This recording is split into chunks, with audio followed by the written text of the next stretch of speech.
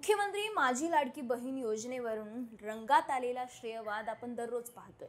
त्यात अलीकडेच हायलाइट झालेली एक गोष्ट म्हणजे योजनेचं नाव हे मुख्यमंत्री माझी लाडकी बहीण योजना असं असताना अजितदादांच्या प्रमोशनल इव्हेंट्स मधनं मुख्यमंत्री हा शब्दच खोडून टाकलाय।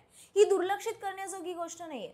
एक शब्द काय जड नव्हता असं म्हणत शिवसेनेच्या नेत्यांनी नाराजी देखील व्यक्त केली आहे। तानाजी सावंत, शंभूराज देसाई, अमोल मिटकरी, उमेश पाटील यांची एकमेकांच्या विरोधातली उघड स्टेटमेंट पाहता असं लक्षात येतंय की महायुतीमध्ये सर्व काही आलबेल नाहीये। त्यातही राष्ट्रवादी आणि शिवसेनेच्या नेत्यांमधली खदखद या प्रकारे दिसून येते। भाजप विरुद्ध अजितदादा असा संघर्ष तितकासा नाहीये, मात्र अजितदादा विरुद्ध शिंदेच्या शिवसेनेत जास्त संघर्ष दिसून येतोय। राष्ट्रवादीच्या विरोधात सेनेत धुसफूस वाढतीये, त्याला नेत्यांची विधानच नाही तर अनेक राजकीय कारण आहेत। भाजपपेक्षा शिंदेनाच अजितदादा नकोसे का झालेत त्याची चर्चा करूयात या व्हिडिओमधून। नमस्कार, मी मोहिनी जाधव आणि तुम्ही पाहताय लगावबत्ती। मुख्यमंत्री माझी लाडकी बहीण योजना या योजनेच्या नावात मुख्यमंत्री शब्द लावून भाजपने या विधानसभा निवडणुका मुख्यमंत्री एकनाथ शिंदेच्या नेतृत्वात लढणार असल्याचा क्लिअर कट मेसेज दिलाय। तेच अजित पवारांच्या राष्ट्रवादीला तो मान मिळाला नाही असा ते नाराजीचा सूर राष्ट्रवादीत दिसूनही येतोय।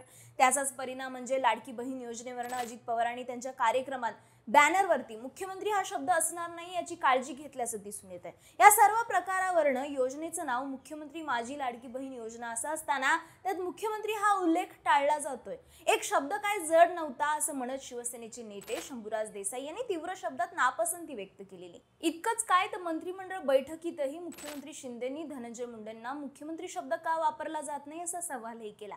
अजित पवारांच्या जनसन्मान यात्रेत लाडकी बहीण योजनेची जोरदार प्रसिद्धी करून अर्थमंत्री म्हणून योजनेचं श्रेय घेण्याचा प्रयत्न केला गेला, मात्र मुख्यमंत्री शब्द वगळण्यात आला। यावरनं सेनेच्या आक्रमक पवित्र्यानंतर एखाद्या योजनेचं लांबलचक नाव असेल तर त्याचा उल्लेख थोडक्यात केला जातो, त्यामुळे ती योजना लोकांच्याही लक्षात राहते असा मुद्दा अजित पवारांच्या राष्ट्रवादीचे आमदार अमोल मिटकरी यांच्याकडनं मांडण्यात आला आणि सारवासारव करण्यात आली। बरं, शिंदेंना अजित पवारांची अडचण होण्याचं कारण फक्त लाडकी बहीण योजनेचा श्रेयवादच नाहीये, तर भाजप आणि शिंदे गट ज्या प्रकारे एकदिलाने युतीत सामील झालेत, मात्र अजित पवार आणि शिंदेच्या शिवसेनेचं अजूनही मनोमिलन झालेलं नाहीये। राजकीय सोयीने किंवा राजकीय ऍडजस्टमेंटसाठी सोबत राहावं लागतंय असं यांच्यातलं चित्र दिसतंय। त्या संदर्भात राष्ट्रवादी विरुद्ध शिंदेच्या शिवसेनेतील नेते मंडळीच एकमेकांवरती खापर फोडतायत। मंत्री तानाजी सावंतांनी राष्ट्रवादीवरती टिप्पणी करताना केलेलं वक्तव्य व्हायरल झालं होतं।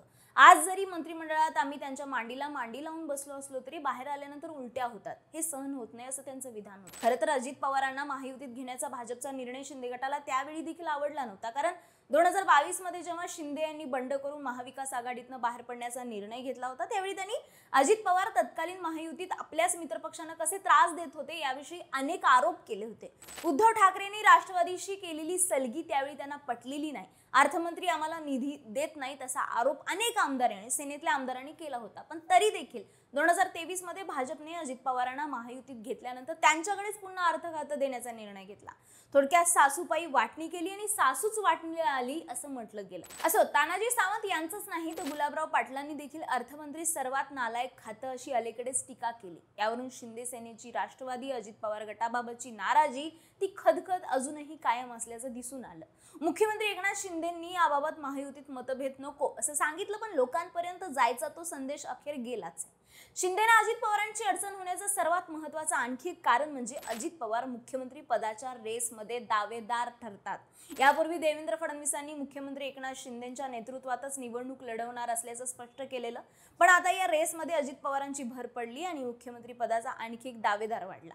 अजित पवारांना बरोबर घेण्याच्या भाजपच्या निर्णयामागे मराठा जातीचा चेहरा हे मुख्य कारण होतं असं म्हटलं गेलं। मराठा समाजाचे नेते म्हणून अलीकडे शिंदेही इस्टॅब्लिश होण्याच्या प्रयत्नात आहेत, त्यामुळं मराठा समाजातील दोन चेहरे घेऊन भाजपने दोन तलवारी एका म्यानात ठेवण्याचा प्रयत्न केला, पण तो आता शिंदेंना अडचणीचा ठरतोय।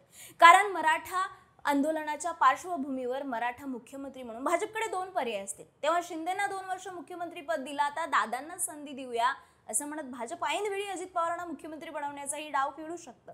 त्यामुळे शिंदेची जास्त स्पर्धा ही अजित दादांसोबत आहे। त्यात अलीकडेच अजित पवारांनी स्पष्ट केलं की मुख्यमंत्री पदासाठी महायुतीतील तिन्ही पक्ष आधी बहुमत मिळवण्यावरती भर देतील आणि त्यानंतर मुख्यमंत्री पदाबाबत निर्णय घेतला जाईल।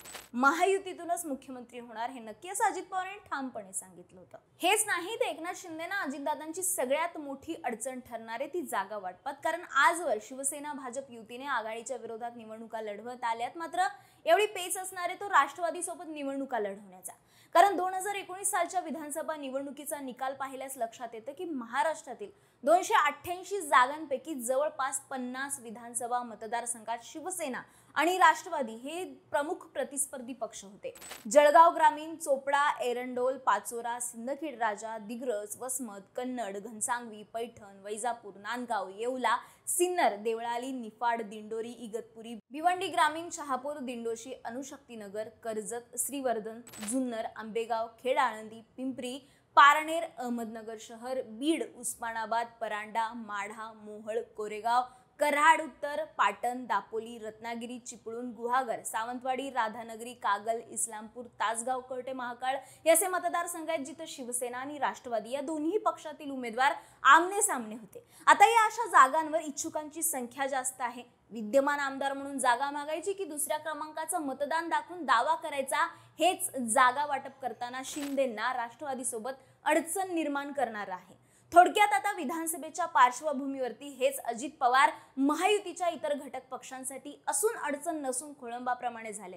तुम्हाला काय वाटतं? अजित पवारांची अडचण ही महायुतीतल्या कोणत्या घटक पक्षाला जास्त आहे, शिंदेंना की भाजपला?